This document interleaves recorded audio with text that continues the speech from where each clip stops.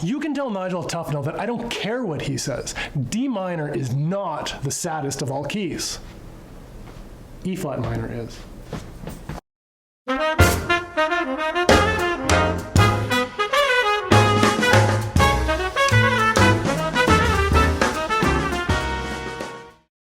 Hey everyone, I'm the Saxophone Oracle. This week we're going to talk about minor 7 chords, and we're going to look at a couple ways that we can approach improvising over the minor 7 chord other than using the Dorian scale.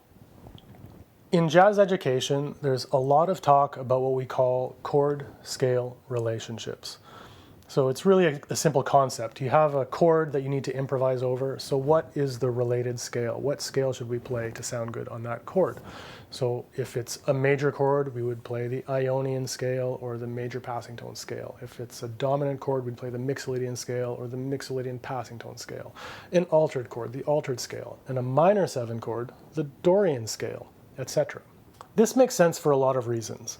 Firstly, when we have chord-scale relationship, when you have that chord, typically the scale that they suggest we use is the go-to scale. It's going to be our first choice.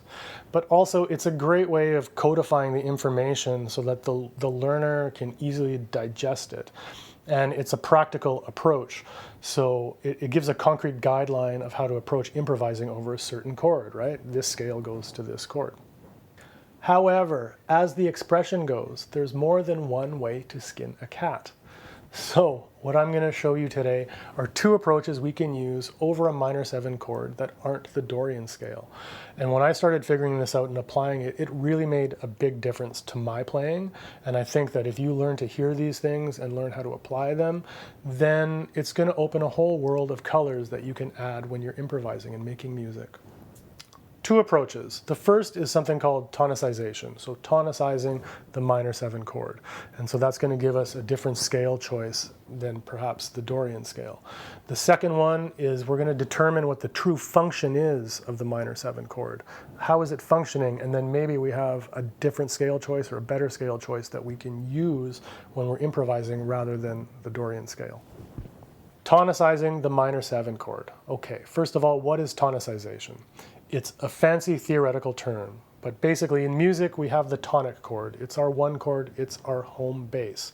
And when we use the term tonicization, what we're doing is we're taking a different chord that's not actually our 1 chord, and we're temporarily treating it so that it sounds as though it's the 1 chord.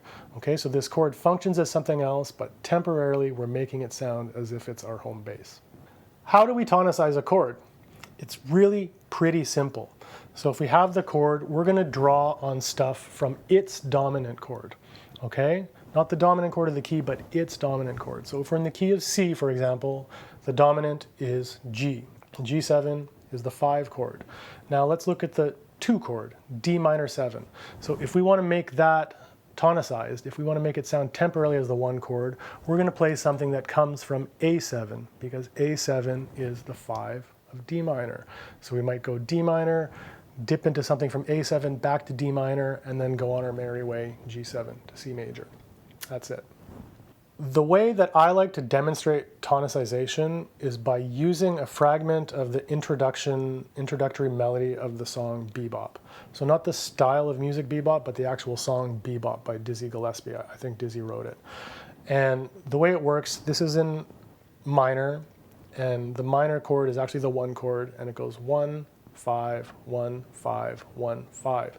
2 beats each. So say for example, D minor for 2 beats, A7 for 2 beats, D minor for 2 beats, A7 for 2 beats, D minor, so on and so forth. So in this case, it's actually home base.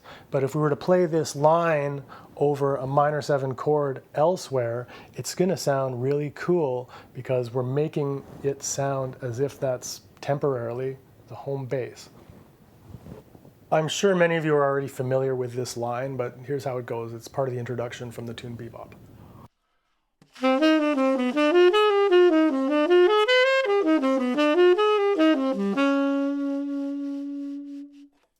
One more time.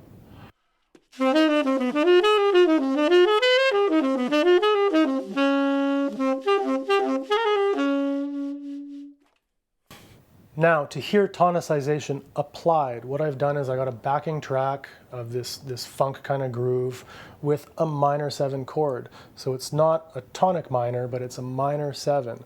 And I'm going to demonstrate by playing that line from bebop over it in 3 different ways. One is 8th notes, one is 16th notes, one is quarter notes. So 3 different speeds, so you can hear how it sounds when we tonicize that minor 7 chord.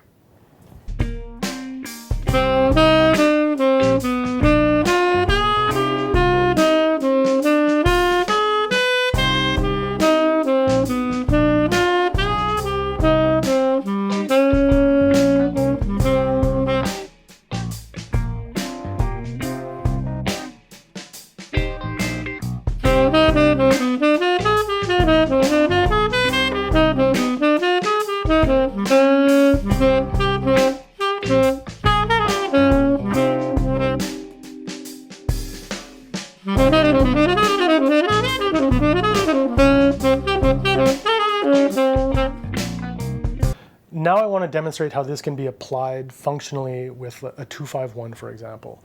So I'm going to take a 2-5-1 in C, D minor 7, G7, C7. But the examples I'm going to play, I'm going to be approaching it as though the chords are D minor for 2 beats, A7 for 2 beats, D minor for 2 beats, then G7 for 2 beats, then C. So D minor, A, D minor, G, C. Mind you, the underlying chords on the backing track are D minor for a bar, G7 for a bar, C major for a bar. So I'm demonstrating how we can tonicize the 2 chord and get a different color than just simply treating it as a Dorian scale.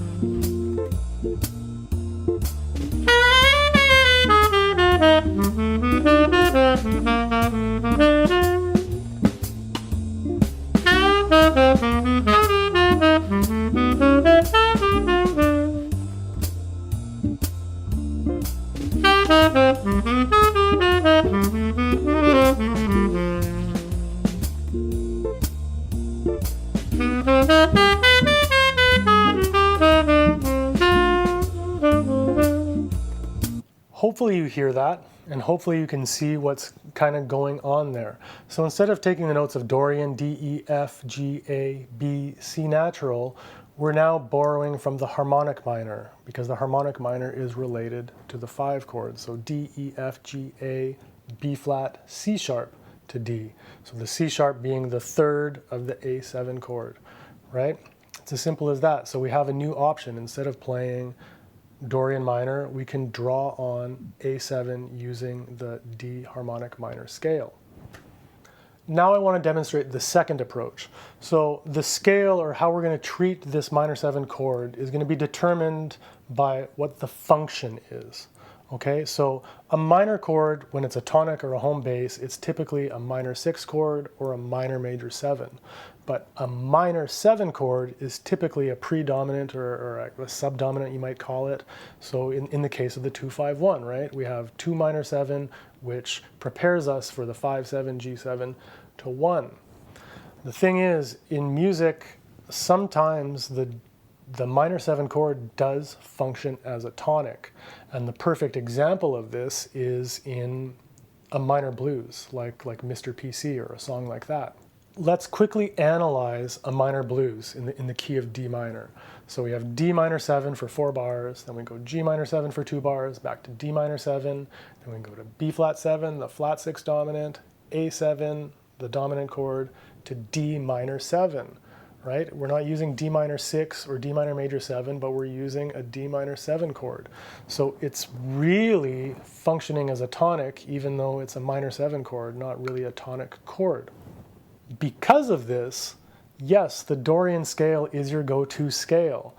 But if it's a tonic, we could play a scale that relates to the tonic function, namely the melodic minor, at least the melodic minor ascending. So D, E, F, G, A, B, and then instead of C natural, C sharp. That's our jazz melodic minor, the ascending melodic minor scale. And that's something that we would play if the minor chord is the tonic. So even though it might technically clash with the minor 7 chord, it could be a really interesting option because for all intents and purposes, the minor 7 chord is behaving like a tonic. So I'm going to play a couple choruses over a D minor blues for tenor saxophone to give you an idea of what it sounds like. Now, is it the best option all the time? I don't know, maybe yes, maybe no, but it's an option that's pretty cool, I think. Let's give it a listen.